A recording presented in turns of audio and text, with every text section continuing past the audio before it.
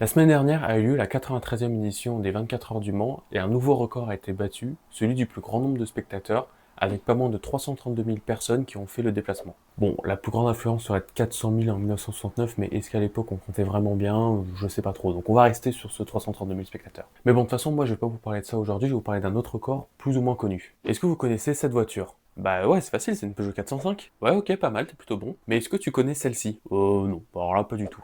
Eh bien, cette voiture, c'est la WM P88 de l'écurie française Walter Racing. Alors vous allez me dire, quel est le rapport? Bah ouais, c'est vrai ça, c'est quoi le rapport? Nous sommes à la fin des années 80 et Walter Racing a pour habitude d'engager des prototypes aux 24 heures du Mans. Mais bon, à cette époque, il y a un peu une envolée des coûts, et donc les petites écuries comme Walter Racing, eux, ils peuvent pas concurrencer avec les gros. Donc, ils se disent, ok, bah nous, on peut pas jouer la victoire au Mans, est-ce qu'on essaierait pas de battre un record? Et donc, ce record qu'ils essaient de battre, c'est la vitesse max jamais atteinte, et donc c'est pour ça qu'ils lancent le projet 400.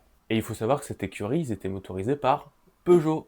Vous commencez à le voir un peu le rapport là. Et donc viennent les 24 heures du Mans 1988, Roger Dorchy s'élance dans la ligne droite des Hunaudières et atteint, bam, 407 km/h. Nouveau record. Mais bon, 407, c'est pas 405, donc comment on fait? Eh ben Peugeot et Walter Racing se mettent d'accord pour abaisser artificiellement le record à 405 km/h pour que Peugeot puisse faire la promotion de leur nouvelle voiture, la Peugeot 405.